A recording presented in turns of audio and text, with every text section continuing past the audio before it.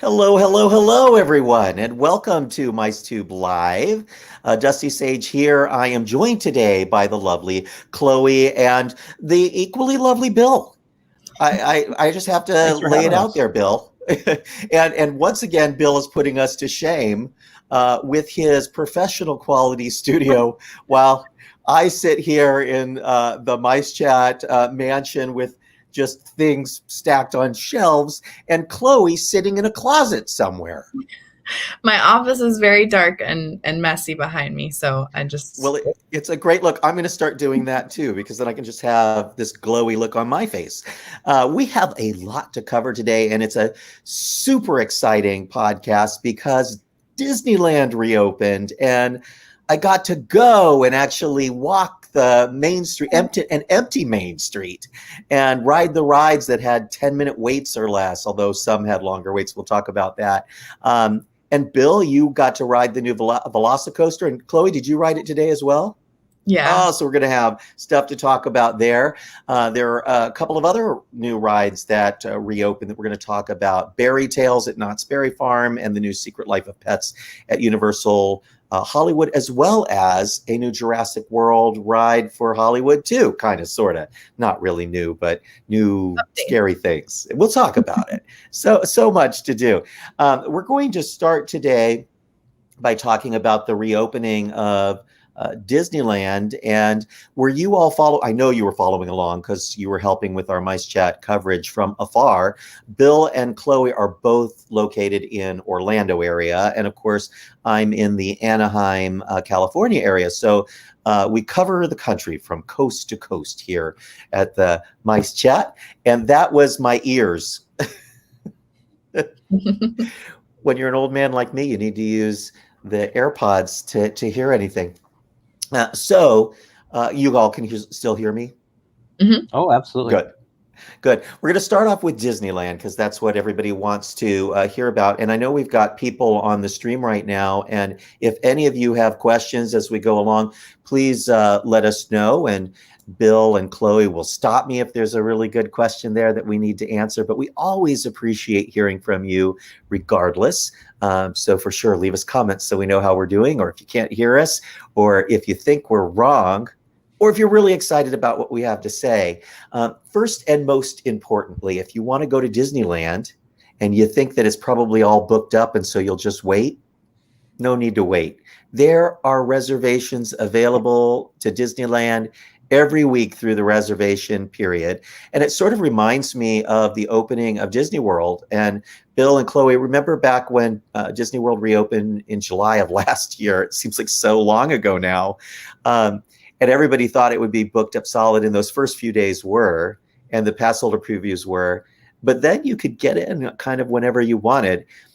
That's what it feels like right now at Disneyland. So those early days were booked-ish, but if you were willing to pay for a park hopper ticket, you could still get in at least to California Adventure, and then after one, you can park hop over to Disneyland. So there's a will, there's a way, if you just want to pay a little extra money. Weekends are starting to book up, but weekdays are great, and I would say go on a weekday because it will feel like you're visiting in the off-season way back in 2001, like way before the 50th anniversary of Disneyland when things started to get crazy. And that is amazing. Have either one of you ever visited Disneyland way back when it wasn't busy? No, I haven't had the pleasure. I've been to Yeah, because California Adventure when Disneyland, it wasn't busy. well, that's like any day at California Adventure.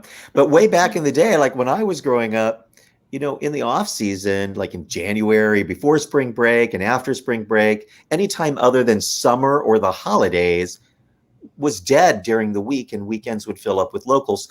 And that's how it feels. I mean, it's magical to walk down Main Street, USA, and see, like not another soul. Like I was on Main Street at 1:00 in the afternoon, and I could see two other people on the whole street. And I think I've even got an image here of Main Street from just the other day.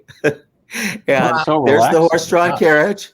that is the hub, like it's the center of the park. You have to cross through this area to get to other areas, and it's always just a hubbub of people. But that is midday at Disneyland. Can you believe it? Like it's just mind blowing and magical. So everybody is saying to me, yeah, I think I'm just going to wait until things return to normal and everything reopens, and then we'll plan our trip. I would say, don't wait. Even with lots of rides closed, lots of shops closed, lots of restaurants closed, the big stuff is all open. Like the only major attraction closed at Disneyland is Matterhorn, and maybe Buzz Lightyear if you care about that one. And the only major attraction closed at California Adventure is the Grizzly River Run, and everything else is open except for some tiny experiences and shows.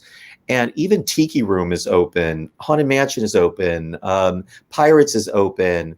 Snow White's new version is open that we'll talk about in a second. So there's a ton that's open, and to be able to be there and not have people running into you, well, that's just pure Disney magic. So I think even Andy Castro, who is one of our most critical staff members, and he can cut through the chase and he can see the problems a mile away.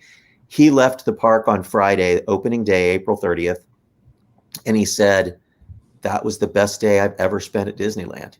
Wow. Magical. And yeah, there were problems that we can chat about, but they were so minor compared to the opportunity of just being into the park that it was incredible. So that's the upside to what's going on at Disneyland right now. I do want to mention a couple of little, things. So before you do buy your ticket, if you're listening to us right now and you're wanting to get a ticket, two things you have to know. You can't just buy a ticket to Disneyland. You also have to make a park reservation. And sadly, we saw people turned away at the front gate on opening day who had tickets from before the shutdowns, and those tickets are valid. But unlike in the old days when if you had a valid ticket, you just showed up, or if you had an annual pass, you just showed up. That doesn't happen anymore. You must have a park reservation, so you have to have both of those things. And they will scan your ticket and then scan your park reservation at the front gate. And they are being militant about turning people away if they don't have a reservation. So don't make the mistake. There was one family that came from Northern California just to visit Disneyland. The guy at the front gate was very good and told them, look at tomorrow. There may be reservations available for you. And I don't know what ended up happening with those people, but I could tell they were heated and they were not being nice to the cast members. So also be nice to your friendly cast member. These folks have been out of work for well over a year, over 400 days. And they're finally back, but there are a million new things that they have to learn. And many of the cast members have been assigned to new locations because of seniority rules, et cetera. They had to call back people who had the most seniority. And those people were put wherever there was a spot for them. So if they used to work at one restaurant, they may have been put in a restaurant in another park. They may be working a different attraction than they used to work, different shop. So they're having to learn all those things. And those locations are operating differently than they used to in the past. So places that used to have 2 or 3 cast members to run may only have 1 because of social distancing issues, or they may have additional responsibilities now they didn't have in the past. And that's all a lot of stress for the cast. And I've heard from several cast members that although they're really happy to be back, some of them say it's so difficult, and they have fellow cast members calling out sick and there's no one to replace them, and they're doing double duty and forced overtime, and they're stressed, and some of them are ready to quit. And I hope that it gets easier for them quickly and that more staff can come to the park to help them out. And I know, Bill, you've got an item coming up for us on our Walt Disney World section that is going to address how this is also happening in Florida. So yes. Yes. Don't show up in Florida without a reservation either, folks. Make sure that the park reservations are here for a while, at least Florida and California. So yeah, and there's some news about that from Disneyland's president that I'll talk about here in just one moment. But I want to get to another couple of things first. But we got to speak to Disneyland's new park president. They called us on opening day up to the old Dream Suite at Disneyland above Pirates of the Caribbean, where Walt's private dining room of 21 Royal is located. And we got to speak to Ken Potrock about some hot button issues right now, and he wanted to address them. So I'm going to share them with you all for the first time right here live on the MiceChat podcast, MiceTube Live. So it'll be really exciting. So the two big things at Disneyland right now, aside from the fact that it's empty, is that they have a new version of an old ride, and that is Snow White. Used to be Snow White's Scary Adventures. When the park opened, it was just Snow White's Adventures. And it was really, really scary. I talked to one of the Imagineers working on the project, and he said that when the park opened, Snow White wasn't even in the attraction. You were Snow White, the visitor was. And everything in that attraction was trying to kill you, as though the whole entire Snow White story was just, evil witches with poisoned apples and henchmen and trees trying to kill you and alligators. And then they drop a boulder on you at the end, and they all lived happily ever after. And that was the original version of the ride. And then in the 80s, Tony Baxter, a legendary Imagineer, took a second crack at it, and he added Snow White into the front part of the ride in the Dwarf's Humble Cottage, as they call it. And he made the queue even scarier to scare away people that might be too scared by the ride. A good idea, right? Like, scare them away before they even get on, and then no one can complain. Except since the 80s, it's one of the most complained about things in the park, that the only princess ride in the entire park, and it is the only princess attraction at Disneyland, if you can imagine that. There are meet and greets and occasionally shows, but the only ride is Snow White, and it's scary. So you're putting little kids onto this ride, and they have no idea that this princess ride is gonna be terrifying. So good news for those of you who like terrifying, there are still some really scary scenes in this ride. The witch is still trying to kill you, folks. But there is a sudden change halfway through the ride where Snow White, she awakens because of true love's first kiss, that we'll talk about briefly here in a second. Sorry, I can't stop laughing because today it blew up. And then the rest of the ride is this like magical special effects journey that is incredible. And the ride has a true happy ending, and then they all live happily ever after. It makes sense. So I think the ride is a slam dunk. All of us on the MiceChat team, there were 14 of us, and we all rode at different points over the opening weekend, and we all just thought it was amazing. What was your favorite new effect? Well, there are a few. The transformation of the witch is always wonderful, and it still is. But the apple scene has been enhanced with this projection mapping effect. That here's the apple dearie, and she holds the apple out, and then it's like all the color in the room just washes down the walls all at once, and it turns to this deathly green glowing look. And it's magic. But the scene where Snow White, she's dead, she's laying on the altar or casket or whatever that is, and then she suddenly awakes, and when she does, magic comes streaming out from the area in the room where she is, and lights throughout the room, little twinkling lights start to flicker, and then you suddenly see trees and woodland creatures, and it's just like everything that's joyous in the world is suddenly awakened from this dark, sad moment. So it goes from, oh, sad, look at the dead princess, to, well, happy, look, she's back from the dead. And then you round a corner, and there's this storybook, just like the attraction has always had storybooks throughout the ride. But this time, the book comes to life with projection mapping and critters and words on the page moving around. And I mean, it's unreal. I mean, I wasn't expecting any of this. It reminded me so much of the redo of Alice in Wonderland. You've both done that one. That was fantastic, right? With all the projections that they added. It enhanced the ride. It didn't really take away from anything. Although they did redo the final scene. I remember that. Yeah, and it's incredible. The way they added depth by putting in Alice. The backgrounds were kind of animated with mapping projectors, and some of the previously flat-looking things were also mapped.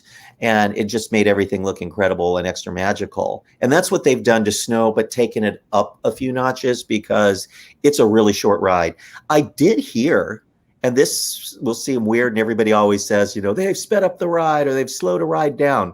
This is a real instance where they actually slowed the ride down. So to get about an extra half a minute, they slowed the ride down, which in a fast moving short ride, I mean, it's a 2-minute plus attraction, adding an extra 30 seconds adds a lot of time. And they did do that on the ride. So they squeezed a little extra time out of it. So if the ride feels a tiny bit longer to you, it is. And they've not added any length to the track. They've just slowed it down so you can enjoy some of the effects that take a little bit of time. And I imagine that's primarily for that scene where Snow White awakens. And then I mentioned, I'm not going to get into it. I'm just going to let you all know that Disney is aware that, you know, some people are voiced concern about the awakening scene, that the prince kisses Snow White. Most people say, you know, without consent because she's sleeping. But I'd like to point a couple things out. One, he thinks she is dead, and the dwarves think she is dead. And they were not wanting to bury this beautiful princess, so they put her in a glass coffin. But she had been dreaming about him and lusting over him before she even died. And same for him, like they had this psychic connection kind of thing. So if anything, he's kissing a girl out of sweetness that he thinks has died. And then that true love's first kiss awakens her and brings her back. Old story, you know, 1937, I believe, is when Snow White came out. And certainly Disney today is very conscious of sensitive issues like that, and they're wanting to be inclusive. So you can bet they're taking the comments seriously, and regardless of whether or not they should change it, I would imagine their inclusion team is already looking at whether or not they might enhance that 1.5 seconds moment in the ride. 1.5 seconds is how long that moment lasts, and it's all digital, so they could easily, you know, change it. So keep an eye on that one. Something could happen. I don't know if they should change it or not. It's when I saw it, I wouldn't have even fathomed it was a problem because that's the way the movie always was. And but if it's offensive, then it's offensive and it should be changed. And if it's not offensive, then it should remain. But we'll let Disney's inclusion team figure that one out and talk to some experts and figure out what they should do. And I'm sure something will happen one way or another. And we'll hear about it and talk about it here when the time comes. Before we move on from Snow White, I wanted to ask you something on the video that you guys had. I mean, I can't remember how many videos that you published, but they were all fantastic. A lot, and thank you. I couldn't tell if it is all projection mapping enhancements or if they have actually put in actual sources of light like fiber optics. In that final scene, what kind of lighting is it? Are there lasers in there, or is it fiber optics? Could you tell? It looked like it was more than projection mapping to me, but I can't tell on video. Great question, and I can answer this for you because I did speak with the head of the project and also with Kim Irvine, the legendary Imagineer who kind of heads up all the Disneyland projects these days. And they added lasers, digital mapping projectors throughout, all new LED lighting throughout the entire attraction, which is, of course, show controllable in a way that incandescent lights are harder because you can change the colors easy, and all sorts of other little effects like fiber optics. So in the scene where Snow White awakens, it is a fiber optic star field. So the lights are at all different levels throughout the room. They're in the trees, they're wherever, and they're little tiny pinpoints of light. So it's a magical star effect. And it's at once an old school dark ride with extra enhancements and a modern special effects achievement, and all packed into like 2.5 minutes. So it is still like the shortest dark ride. I mean, that one and Peter Pan they're tiny rides. Like it's hard to imagine. Really incredible though. Oh yeah, right. Like, but I'm gonna say this right now. Disney just set a new bar. So they enhanced Alice. Wonderful. They've enhanced a number of other attractions recently, including Haunted Mansion. But enhancing Snow White in the way they did and taking it up a notch like that makes Peter Pan, and even more so Pinocchio, feel like you're being cheated. So the wonderful thing about Peter Pan is you're still in those boats and you're flying overhead, and there's a lot of great full-fledged props. So I think it holds its own. Scene. If you're feeling cheated, then come to Disney World and do our Peter Pan, because that one Neverland flyover scene is just so good. Yeah, but I think that now we have a better queue though in Florida. Our queue is a little bit more, enhanced. Sure, well, your queue is incredible, and I love all those enhanced queues in Florida. I wish that we had room for queues like that. I mean, Indy's got a great queue, Rise of the Resistance, the Millennium Falcon, Roger Rabbit. They all have great queues. Haunted Mansion has a neat indoor section at Disneyland's a little more fleshed out than in Florida. But other than that, you all have more queues too. You have the room to do these incredible things, like with Winnie the Pooh and stuff, and I'm jealous of that. But I will say that I need them to rethink and I hate that you guys are going to hate me. I want them to rethink the Pinocchio attraction, because I don't know how many kids really still know Pinocchio. And there are all these incredible newer movies that kids love, like Tangled. I'm going to leave Frozen off the map because everything is Frozen these days. Moana. There's all this new stuff. And wouldn't it be kind of neat if they could use that space to bring a new story and maybe do it at the level of amazing, like a little tiny old-fashioned dark ride that they shoehorn into that space, and not build a giant show building for like the Mermaid ride over at California Adventure, but bring it up to the new standards with really cool animatronics and fiber optics and lasers and digital mapping projections. Like, I think that they could tell those stories. What do you think? I think they have room for something new. And I watched Pinocchio a lot as a kid, and it's one of those movies where I had to either stop the movie or fast forward through the Pleasure Island scene, because that was scary to me. And even doing that ride as an adult, sometimes I thought that ride was scary for kids compared to Snow White. So I don't know how many young kids are doing that, but it's a little intense in that Pleasure Island scene. It's true. And Bill, should Disneyland remain a museum and just keep all its old rides and just keep updating them, or should they replace rides and bring new stories for younger generations? Oh, wasn't it Marty Sklar who said that Disneyland is not a museum? You have to keep updating. I don't know if it was Marty. It was one of the older Imagineers who's no longer with us, I'm afraid. But yeah, no, absolutely, Disneyland's not a museum. It's a theme park. It's the world's first theme park, really. I know there are some people at Knott's that disagree with that, but that's okay. We'll let them have it. America's first theme park, Knott's Berry Farm. 100 years old, folks. They like to market themselves as that, and I'm okay with that too, because they did have a ghost town. I'll give them that, but it wasn't fleshed out like Disneyland was at opening. But yeah, no, I think that's true to the spirit of Walt. Really, I mean, Walt wanted the place to change, and he said the trees even would change and get more beautiful every year. So yeah, I think it's time you could update some Pinocchio. I wish we had a chance in Florida to have 4 or 5 new classic small dark rides, and instead we got a Beauty and the Beast restaurant, and we got a clone of the Mermaid attraction from California.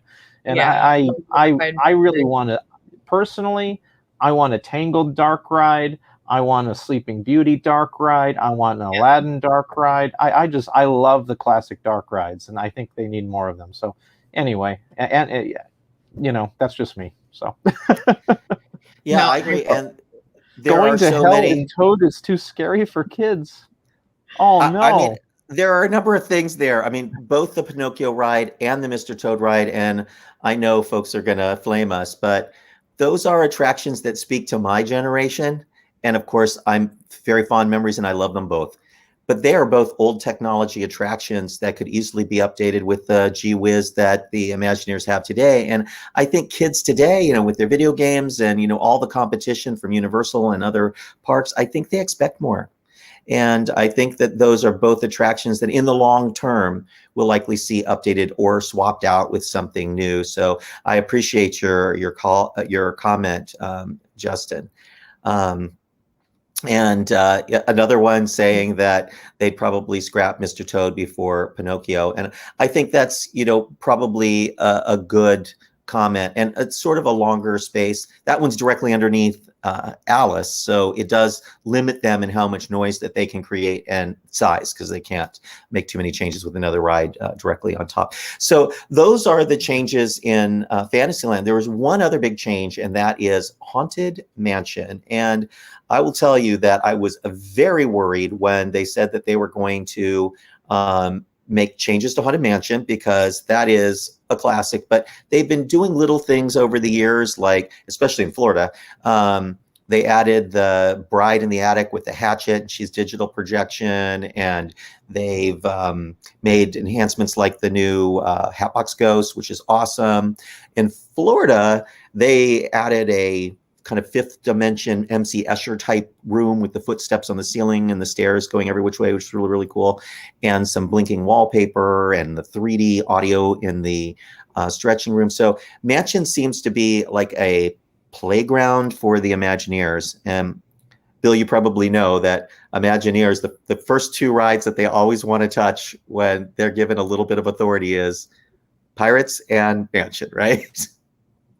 Yeah, and you always have the intern Imagineer who says, "I got this great idea to redo Space Mountain," and I'm like, "Well, Space Mountain's pretty popular as it is," but somebody always. Well, they did manage to do that with the Star Wars overlay, which is my favorite version, and they've done the scary overlay in California. We have the Ghost Galaxy version, and then briefly for one summer we had a rockin' Space Mountain where they played rock music, and was that the Red Hot Chili Peppers one? Yeah, it was. Wow. So how do I remember that? I don't even know, and I'm not even from California. At least it wasn't, like Aerosmith, So hey. Whoa, that was too close to home for us. That was pretty deep. I do want to tell you all about picture. I remember growing up. I remember this portrait because we had that in Florida for a long time. Do we still have it? I think it's in our queue. I think you all still have April, December. Yeah. I know that we do not. We didn't, because they had her for a long, long time. She was very popular, and then they decided to change the portraits in our stretching gallery. In our main hallway, the portrait gallery. To have a new way of transforming. So instead of them constantly transforming between their different states, they're in their normal state all the time. But when the lightning flashes, in the flash, you can see them transition to their altered, scary state, which is a truly magical effect. But April, December was lost in that process. And they brought her back. There's something really interesting. So everybody thinks, oh, they just added this for the fans. Well, that's only partially true. Two big changes that they made were adding a new ghost tombstone for the pet cemetery outside, and then also this April, December. Both of these things are located in disability access areas. And the real reason for both is to give disabled guests something to look at, and or to hide disability access from the other guests. So in the case of the bird bath with the cat in it, that is hidden behind the hearse. You will never see it from the regular line. But if you're a disabled guest loading the front ramp of the Haunted Mansion, you never get to go to the left and see the pet cemetery. So they've added this Tales of Woe tombstone. See, tails like a dog's tail. This tale of woe of the cat in the bird bath. Yeah, well, that's what they call it. I didn't come up with that. I'm not that clever. But they added this bird bath, and you can see it when you're getting ready to go into the mansion. So they have a little bit of that experience of the pet cemetery, which I think is wonderful. But if you want to see it and you're going through the regular line, as you exit the Haunted Mansion, look at the gate through, back into the mansion. You'll see it. It's right there behind the hearse. And you can still see it. It's pretty cool. Then you go into the mansion. Everything's been cleaned. The scrims in the graveyard are invisible. You can't see them anymore, which is huge. The lighting throughout the whole mansion has been replaced with new LED lighting, so they're able to pinpoint the colors and the exact brightness that they want for every scene, and it's just fantastic. I think we got the 3D audio in the stretching room, not Ooh. quite like in Florida where it sweeps around, but they have speakers behind each one of the panels in the stretching room, and the ghost host voice comes from different parts of the room, which is really good. But then you see April, December, and the reason is on your left is the new ADA loading ramp, which is huge, and there's a new wall that comes like right up to where you were. So before you went into that room and you had this gorgeous view of the loading doom buggies and these creepy light fixtures and cobwebs, well, that's kind of gone because there's a wall there that hides the wheelchairs and the loading area. So what do you do if you're an Imagineer? You redirect attention. And to do that, they put April, December on the right-hand side, directly across from the new walls on the left-hand side, and nobody notices the walls. They're all looking at April, December because she transitions slowly, and by the time she's done transitioning, you're practically on the ride. So it was brilliant that they gave something for every guest, but they did it all as part of this budget to enhance the safety and capacity of the ADA loading system. And that's the way it should be done, folks. That's true Disney magic right there. Yeah, give us the budget to create something better for our disabled guests, but let's do something for all guests that make it more seamless and more invisible. And that's pretty cool. Did you ever get to see the patent that Disney put in for the swappable Doom buggy on the track? So where the Doom buggy would go onto a turntable, and a Doom buggy would actually leave the train of Doom buggies into a completely separate loading area that could basically have a stopped stationary Doom buggy for accessibility, so a disabled guest could have a lot more time to enter. Kind of like how on Space Mountain at Disneyland, how the rocket slides off into the different side. They had a version of that for the Doom buggy system in the Haunted Mansion. And, wow, they never rolled that it would out. be cool. Why. But yeah, they had a patent for that. It's about 10 years ago. I don't know whatever happened to it, really. And they've not done that at any of the Haunted Mansions in any of the parks? As far as I know, I don't think it exists anywhere. I mean, save for Mystic Manor, which is a completely different ride system. It doesn't count. But yeah, no, it was a really cool system. It's you know what the system to describe it. You know, if you're not quite comprehending on how this would work with turntables and bringing a Doom buggy off, if you've ever been on Mater's Junkyard Jamboree and how the tractors go from one turntable to the next and it kind of interlocks, they would apply that logic to the Doom buggy system. And that's how they'd get one off and put one on. So kind of a cool That is so cool. Yeah. See, this is the kind of stuff I love, that, just because something was built 40 years ago, 50, it's been 50 years, over 50 years for Haunted Mansion, doesn't mean it should stay the same forever. And if you have ways of making it so that all guests can ride it, and you've got the budget to do it, it should be done. And that sounds like an incredible technology that they should eventually do. I imagine they didn't because of cost and because of maybe concerns the ride would break down when they were swapping Doom buggies. I'm sure. There's not a whole lot of space for that.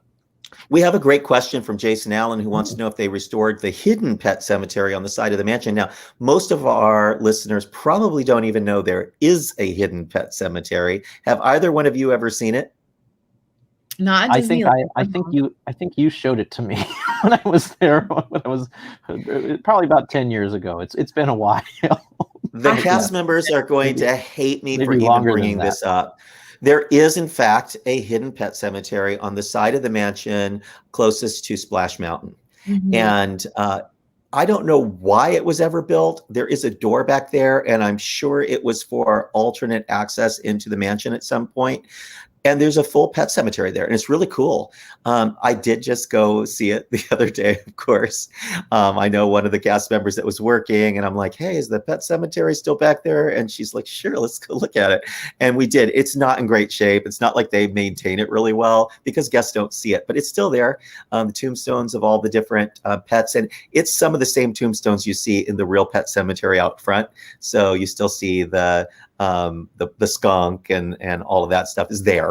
And there's a crypt there as well. So yes, there is a hidden cemetery for pets on the side of the Haunted Mansion. It's really cool. Thank you for asking that, Jason. I appreciate it. And yeah, we're just glad to see them continuing to give love to the Haunted Mansion. And you guys can be sure, if you've ever thought Disney might get rid of Mansion or Snow White, they just sunk a ton of money into both of those attractions. So you get to keep both of them for quite a while now. So anytime they spend a lot of money on something, generally that means it's safe. They don't always replace new things like the Tower of Terror with Guardians of the Galaxy, Mission Breakout. That was a very quick turnaround for that attraction, but they hadn't spent big money on that attraction, and they had never implemented its random drop sequence, and for a reason. They wanted to be able to swap it out. So I do want to bring up something before we move on from Disneyland. I got to go up to the Dream Suite and talk to Ken Potrock, who is the new president of Disneyland. I'm sorry, I'm just looking at my notes here so I don't forget to tell you about what we spoke about. First off, this man was made president of Disneyland shortly after the parks shut down. And before that, he had worked in DVC for Disney and I believe in merchandise with consumer products, but he'd never worked in the theme park setting. And this was his first shot running a theme park, and he never got a chance to run a theme park that was, operational with rides and guests. So finally, the park opens on April 30th, and I go up to meet him, and like first words out of his mouth were basically, "So there's this weird thing going on out there. There are these creatures with like legs and arms, and they're moving around. I think they call them guests." And and truly, like, he's just like amazed to see people enjoying the stuff that he's been working on. And he has been working nonstop during this time, coming up with safety procedures for the park, how they were going to handle characters, when they can bring shows back, trying to work with the state to get guidance, because the state would release guidance, but it would be nebulous and not very defined. And then Disneyland being Disneyland, I mean, they don't want to just do something because they kind of think they can. They have to know they absolutely can and what the rules are. So Disney is different than SeaWorld. SeaWorld hears a rumor that they're going to be able to sell tickets to out-of-state guests, and so they just go ahead and start selling tickets to out-of-state guests. Disneyland finds out that they can sell tickets to vaccinated out-of-state guests, but they still have questions about, but what about kids that are too young to be vaccinated? Can they not come? So Disneyland is thinking about all the rules and wants to get, complete guidance from the state before they do it. And these are the things that Ken has been working on. He's also been working on ways of making sure that the park is ready. So they made enhancements throughout the park while we were gone, like widening bridges for access and reconfiguring gardens. And they placed safety tape at every conceivable space. Like, don't sit here. That wouldn't be safe. But some of the tape they put down was for seating. So some benches have been reserved for dining. And Bill, you'll appreciate this because there's just not enough space at Disneyland compared to Disney World. Some curbs have been designated dining areas. So you get to pay $153 to go to Disneyland for the day and then eat your meal sitting on a curb on Main Street, USA. I mean, I'm still eating off of trash cans at Epcot Festival, so not really any better. If I was, in the California State Commission that works on, the theme park guidelines, and I'm coming with this, we'll make them have areas, that are labeled where you can, sit down and eat, and then Disneyland puts little stickers on the curb and on benches everywhere. I think that's hilarious, personally. Yeah, well, it is. And, Disneyland is just tiny. I mean, Disneyland is so small compared to your parks that we just don't have the luxury of putting a table anywhere we want. Restaurants have to be at 50% capacity for Disneyland right now, even outdoors. And they haven't started indoor dining. So what do? Like, you remove half the tables, and where do people go to sit? They put some tables in areas that used to be walkways. New Orleans Square is just a sea of tables, which I'm fine with. And Pirates of the Caribbean, they've had to come up with clever ways.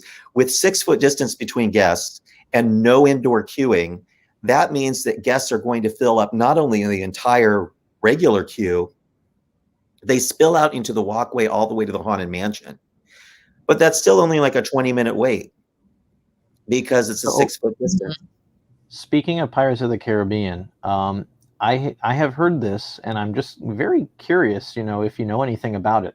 because I know there's the 15-minute rule. From the second you step inside a building until you get out of the building, you can only be in there for 15 minutes, per the state guidelines. I thought Pirates of the Caribbean was longer than 15 minutes. Did they speed up the flume to make that, happen? So I have asked 2 different people and gotten 2 different answers. It felt to me like I was feeling the water jets, and I've never really even noticed them before, but there were times when I could hear the boat vibrate. And I believe that's because they've got all their water jets turned up to their max.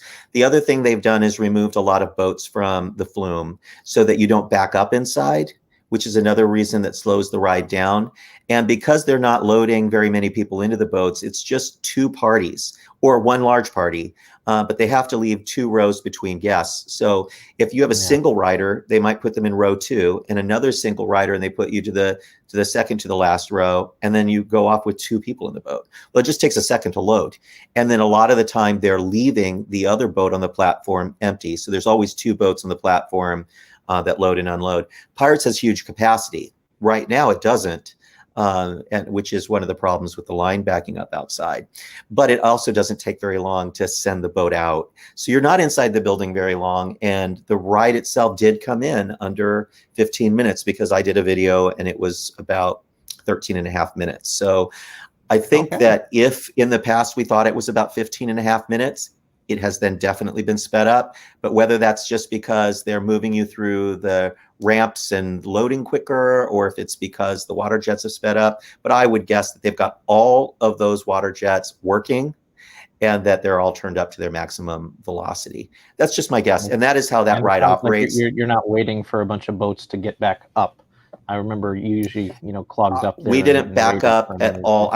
I've ridden twice, and neither time was there any boat in front of us when we hit the uplift. But in the past, you would always end up getting stuck behind at least a couple of boats, and then oftentimes backed up into the jail scene and sometimes out into the fire scene, because Disneyland's Pirates always has a problem. So if they're having trouble loading and unloading disabled guests, it will back boats up. And then once they back up, it creates havoc with that ride. And I've not even seen more than 2 boats waiting to go into the unload section.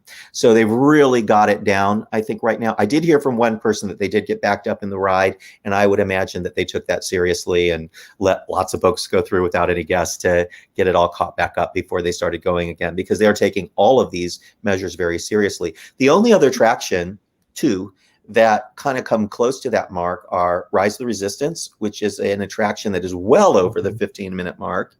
But they have done a couple of things to make that run so fast. And I have to tell you, I think it's a better ride right now. And what they've done is they hold you, first of all, it's virtual queue. So they don't call you until it's your turn to ride. You wait in the outdoor queue, and it's the first time that outdoor queue has really ever been used. With minor exception, it's just a tiny outdoor wait before they would send you in before, because it had this huge indoor capacity. Well, now there's no indoor queuing. You still walk through the whole inside. You avoid a lot of the caves. And when it gets to the room where Ray has her pre-show, it's just turned off and you walk through. And then from then on, it's all still there. You just go through it very quickly. So shuttlecraft still happens exactly as it did before. But like the Haunted Mansion, they're just letting a certain number of guests in, about 6 parties, and you have a circle on the ground, and your party has to stand on that circle, and you're way spread out from another party. So that worked. The doors open, you're on the bay with all of the stormtroopers, and instead of them letting you, gawk at it for a little bit, they're there saying, there's no time, you have to keep moving, but it's all in character. Like they had a phrase for it, like no time for data scans or something like that. And then they just start counting down, because they're like first order, right? So they're like 3, 2, 1, and people just start moving. Like, it's just second nature. I love that. When your mom says to you, stop doing that, I'm going to count to 3. That's what they're doing. And then you walk into that hallway, and they've got plexiglass dividers between the 2 sides for your safety. But you keep walking, and that used to be a long wait. And then you get to the place where they used to group you before you go into the interrogation room. And they just, both times, just sent me straight into the interrogation room. They're like, you blue, interrogation, you red, interrogation. And you go in and you stand on your color, and the little pre-show happens, door opens, you get on the ride, and off it goes. So it's sped up, but it's all still there. And to me, it just felt like a lot less waiting for something to happen. Okay, I've been waiting. Oh, something happened. Waiting, something happened. Well, now it's just something happened. Big, trackless ride, amazing, thing. And then it's over and you're like, oh my gosh, mind blowing. So unless you just love Rey and you knew she was there and you're missing her, you would never know she was there. So if it's your first ride ever on Rise of the Resistance, maybe you might even be disappointed when you go ride the regular version of the ride later, because it was just so like to the point and amazing, and almost all of it there. I really enjoyed it. But Chloe, they put the plexi in the ride vehicles. That's the only thing. I wouldn't want to ride first time in the second row with plexiglass in front of, because I feel like it really changes the ride experience. I was going to say it's not your version right now sounds a lot like the way Orlando's is right now. They're using the outside queue. We're still inside for a big portion of it. I really like though the way that you have your colored dot that you move through the different pre-shows, especially when you get to the transporter, because before everybody was squeezing in trying to get to that front window where Beck was, and now it's like only one group gets to be right there and everybody else is kind of forced to stay on their dot around the ship. But it's nice because we're all, we're not like trying to step on all over each other. So I like it the way it is. Sometimes I wish that some social distancing aspects would stick around when it comes to things like that, because it's just so much of a smoother experience now. I agree. And I also agree with you about the second row. I rode it twice in the front row. And let me say, we have a new process now in California for getting a boarding pass. And we're kind of echoing what they've done in Orlando. You do not have to go to the park to get your first boarding pass, which is great for social distancing concerns, because before, everybody that was going to be in the park for the whole day was packed into the Esplanade before opening, because when the park opened, the second it opened, that's when they made the boarding passes available. Well, it meant you had to be there. And if you came later in the day, you were just out of luck. Now you can make it at 7 a.m. from your home or hotel room. And that is awesome, less stressful. If I didn't get my boarding group for the morning, I can sleep in if I want. Maybe show up to the park an hour after opening instead of rushing to get in the line with everyone else and the horrible situation at the parking structure, which is truly the worst part of the whole experience right now at Disneyland, because, to keep people distant, they're just not letting very many cars in at one time. Then you got to go through security, and then you have to walk all the way to the park. But now you can wait an hour and then there's no one there and you just breeze in. And then there's no one on Main Street. You feel like you're the only one in the park. So that's my suggestion. Unless you have a Rise of the Resistance time for the morning, just skip going to the park at opening and go 30 minutes later and avoid the crush. Then here's the cool thing. You have a second opportunity at noon. So even if you're park hopping and your day starts at California Adventure and you can't park hop until 1 at the Disneyland Resort. I think you guys start at 2 out there. Yeah. So we can start at 1. But when you get your pass, you can switch over at 1 and go ride Rise of the Resistance. So if you have a park hopper ticket. So I think that's fantastic. It gives you a second chance. Every time that I tried to get a boarding pass this last week, I was able to get one. That's never happened in the past. Because I know out here in Florida, it's not based on it's based, you have to be in Hollywood Studios before they do the second distribution. The one at that, I believe it's at 1 o'clock out here, the one that's at noon out there. Do you have to be inside Disneyland to participate in that, or can you do that if you're in California Adventure? Well, you're going to be so jealous, Bill, because we can be anywhere in the resort. As long as you've already scanned your ticket for the day, they know you're there. But see, Disneyland is different than Florida. All of our stuff is next to each other, right? So you have 1 hour to return once your boarding group is called. But there's nowhere in the resort that's an hour away from Rise of the Resistance. So, if you're having lunch somewhere, you're good. You're still going to make it on time. And I think that's a really good policy for us. I'm not sure that works in Florida, because if you were, at Wilderness Lodge and your boarding group is called, it could take you an hour and a half to get to the park. I So come on. even getting between parks, and right now, if you're relying on the buses, they are backed up, and there are a lot of problems in Florida. So I think it works. What works for us doesn't necessarily work for you all, but I'm really happy with the changes, and I'm glad that they looked at what was working in Disney World, thought, how would we adapt this for Disneyland, and then they did. So that's pretty cool. Like they're kind of combining the capacity for both parks and just kind of treating it as one park to an extent out there for a lot of your access. They may be, but I will say this, Disneyland feels empty. California Adventure feels like it's not even open because there's no one in that park. I was over there a couple of times, and aside from a couple of lines that were like 10 minutes long, that park felt like there was no one there. And I would say it would be pretty magical to spend a little time in California Adventure, especially for eating, since Disneyland can be a little bit challenging. Go over to California Adventure, make yourself a dining reservation at the Lamplight Lounge. Get yourself, something good to eat and a drink to take the edge off, and ride Soarin' and Guardians and the Incredicoaster, and then go back to Disneyland. But take a little bit of time to get away and see the sights over at California Adventure. But this is the truth. I did a live stream from Disneyland just to show everybody the park. And all I did was walk through the whole park, show people what was new, didn't really stop long anywhere. 2 hours and 15 minutes to get everybody through Disneyland. Then I went over to California Adventure in the afternoon, and it took me a little under 1 hour to do the same thing at California Adventure. So California Adventure is approximately half the experience of Disneyland, but with a few perks. I think it's got a better dining, opportunity overall. There's some great restaurants at Disneyland, but right now, since most of them are closed and it's only outdoors, there's some better outdoor options for you at California Adventure, and you have a better shot of getting something, and just nice to get away from the crowd. So I do want to get to one last thing about Disneyland and back to Ken Potrock, and I want to show you his picture here. All we knew about Ken before we met him in person was that he wasn't from the theme parks. And I think everybody had concerns about what are they doing?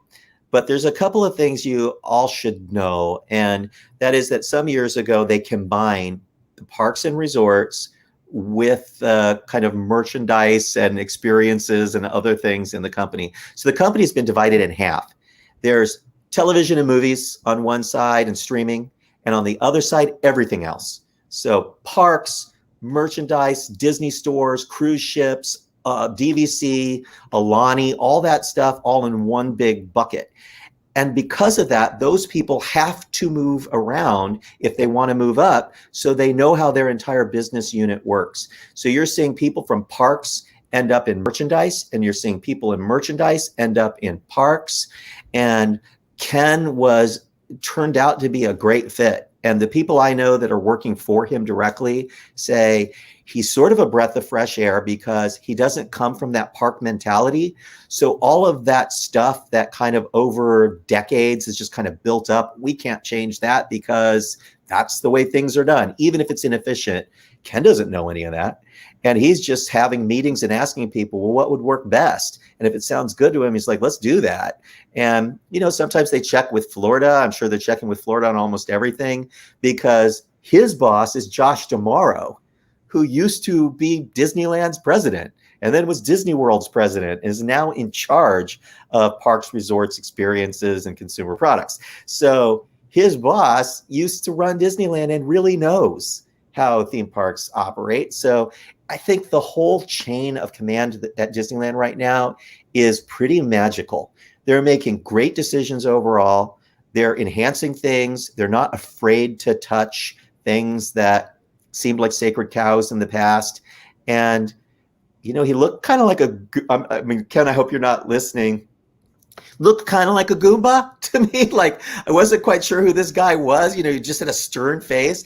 And then I met him in person, and he's not that at all. Like, he's this really sweet, like, huggable kind of a guy. And we went out on the balcony, as you can see this picture that I took. And he's like, and I said, can I take a picture? He's like, sure. He did that Disneyland president pose on the balcony, with his arm on the railing. And I'm like, show me how proud you are of your park. And he says, man, I'm this proud. He puts his arms out, and I took the picture, and he was like touched afterwards. He's like, I really am. Like, I'm really proud of this. I'm proud that I'm up here, in the apartment that was supposed to be Walt's. I'm proud that there are guests that cared to come back, even though it's challenging times. Proud that my cast members are working, harder than they should have to get this park ready, and that they're sometimes working super long hours, longer than they were scheduled, and that they love us enough to come back. And, he's really proud. And I thought that was, it is. And I've met all the Disneyland presidents in, recent times since I started running MiceChat. And there have been some great ones, some really great ones. George Kalogridis was one of the best. Josh Tomorrow was awesome. We had some other really good ones too. And we had some really bad ones, and I'm not going to mention their names, ones that you never saw in the parks. Ones that you'd see occasionally at a cast event or, in a press release or something, their name on it, but really didn't seem to care that much about the parks. But the parks continued to run mostly fine because there are career Disneyland executives. So Disneyland runs on autopilot, and every once in a while, it needs someone to come in and shake things up so that autopilot can be reconfigured. And that's what's happening. And you're seeing some people moving around in the company. But Disneyland's got great management. And we also have a park VP for Disneyland, Chris Tyler. And she's the bee's knees. And I would love to see her become president of the resort someday. She started off as an engineer from the Midwest. She's, direct but kind. And I've never met anyone smarter.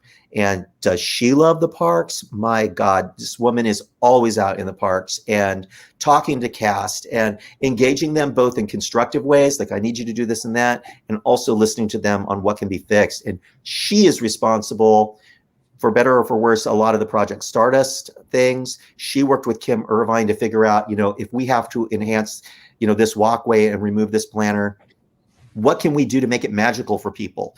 Is there a new hanging garden or a stoplight or a new visual element or a tree that we can put in the middle of walkway that doesn't have a planter around it? And they came up with these solutions. And 99.9% of guests would go into the park today and not know that a single change was made, even though they really did increase almost all walkways by at least one body length. And a lot of that was Chris and her engineering mind at work with Kim and her creative mind. And that was pretty special. And along with it, kind of like the government, right? Like there's a bill and we're going to put some other things in this bill since there's money there to try and make things happen. And they did that with parking over at the Mickey and Friends parking structure. They added Pixar Pals parking as kind of part of all of this. They took care of gigantic strollers. They made that part of it because if it's about increasing walkway space, do we want strollers that are, so wide that you can't get around them?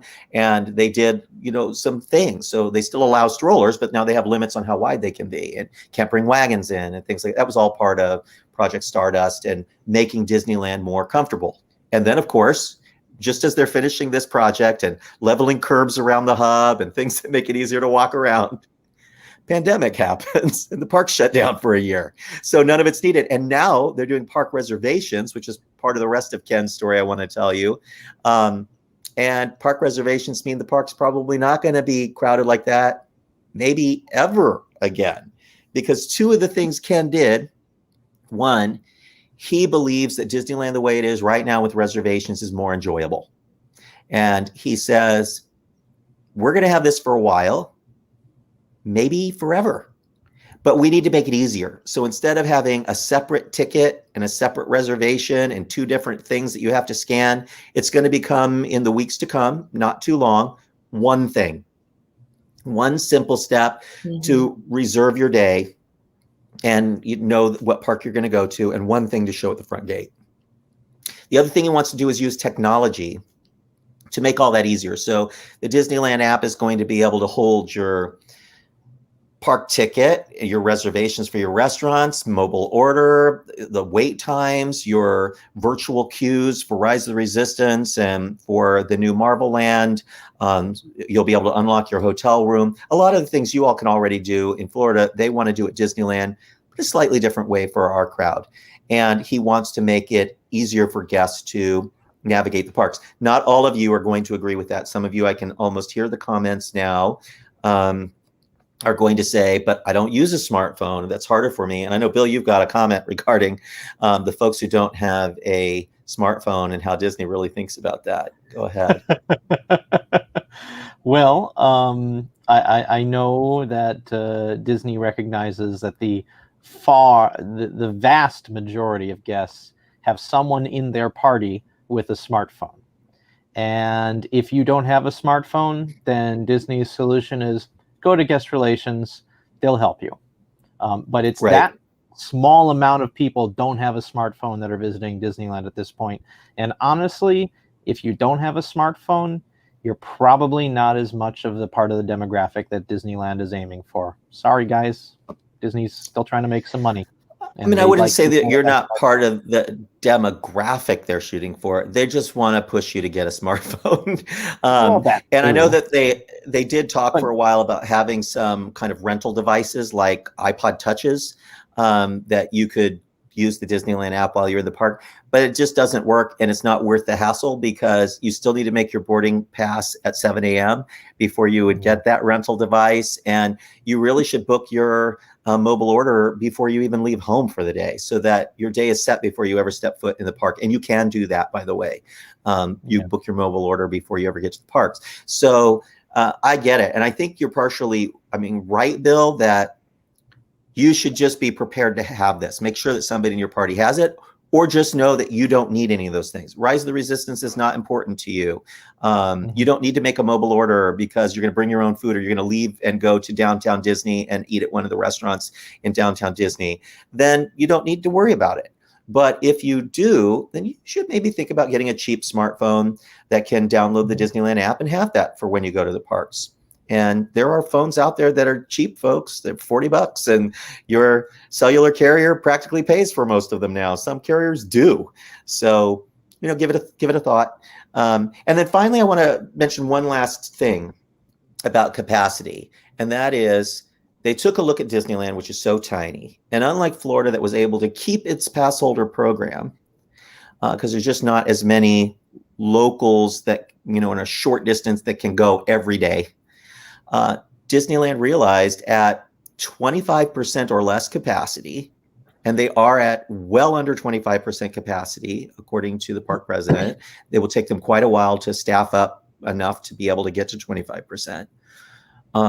They knew they wouldn't be able to serve over 1 million pass holders who have over the years begun coming more and more and more often. So people that used to go to the parks once a month or once a quarter or a couple of times a year for special occasions like birthdays and anniversaries and good grades have started going to the park every week, and in some cases almost every day.